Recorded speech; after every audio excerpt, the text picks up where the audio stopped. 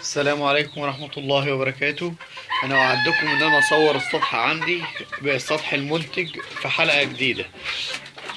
أنا عامل عشان أوفر وقت وأستغل كل حاجة عندي. ده جبت برميل موصله من العمومي المية، وبعد كده مركب له حنفية كومبريشن فوق بحيث إن أنا أخزن مية عشان لو المية قطعت عندي الفراخ تبقى موجودة عندها مية في أي وقت. وبعد كده ركبت هواية زي ما انتوا شايفين على حرف تي، بعد كده حنفية محبس زاوية، بعد كده واصلة، وركبت الماسورة 4 بوصة، بعد كده ركبت فيها حنفية كومبليشن. انا لو ضغطت هنا لو سامعين المية تلاقي نازلة ترفع. انا مقلل نسبة منسوب المية بحيث ان يبقى مية قليلة في الماسورة عشان الفراخ يبقى عندهم مية متجددة. ودي طبعا طب التسليك في الاخر ديت عشان لو منين ما احب انضف الماسوره افك وانضفها. ودي كنت ماسوره عاملها عشان لو عمر اسبوع كعلافه ياكلوا منها. وده الفراخ عندي وحاجات بسيطه خالص، مثلا الاربع علب الصاج دول كانوا بيبيضوا فيها. وده برميل انا خرمه 4 اخرام من الجنب او 6 ببوكس 16، بحيث ان ايه منها علافه حاطط فيها العلف ومنها اللي يقع تحت ياكلوه زي ما انتم شايفين كده. وادي العلافه، مش عارف انتوا شايفين بقى العلف جوه البرميل. ما علينا. بعد كده في لمبه للإضاءة والتدفئة. عندك خرطوم ده عشان يعمل رذاذ مية. وهنا بشوية خشب عندي قدام رحت عملت زي ما انتم شايفين كده مكان للفراخ تبيض فيه أو تقعد فيه. فرخة جوه اهي ديت عشان تقعد تبيض عليها. وشوية والقماش اللي انتوا شايفينه ده قماش من وش مرتبة كان عند المنجد اللي جاري فكها، فكان هيرميها في الزبالة فخدتها عملتها مرقد للبيض. كلها حاجات بدائية وبسيطة.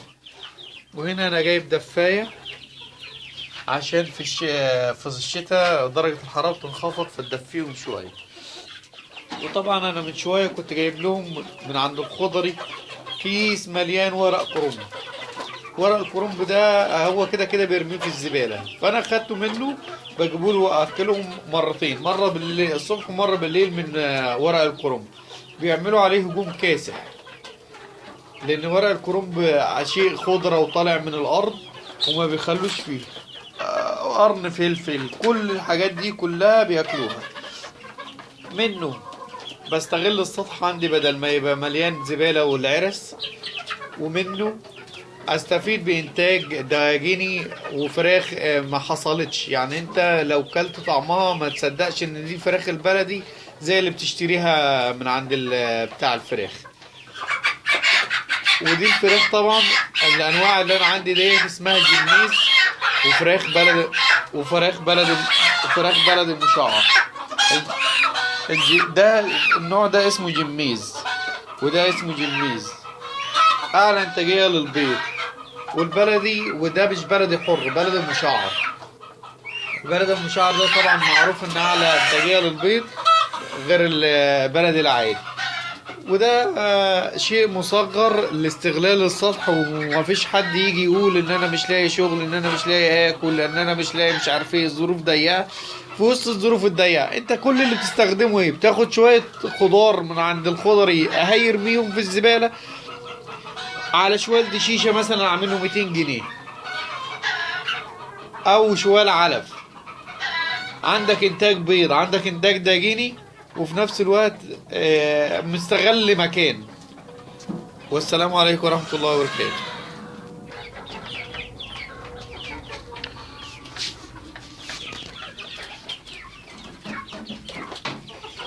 والحاجات دي العلب الصاج دي بتترمي عند بتاعة اللبان لما بيجي يفضي منها الجبنة.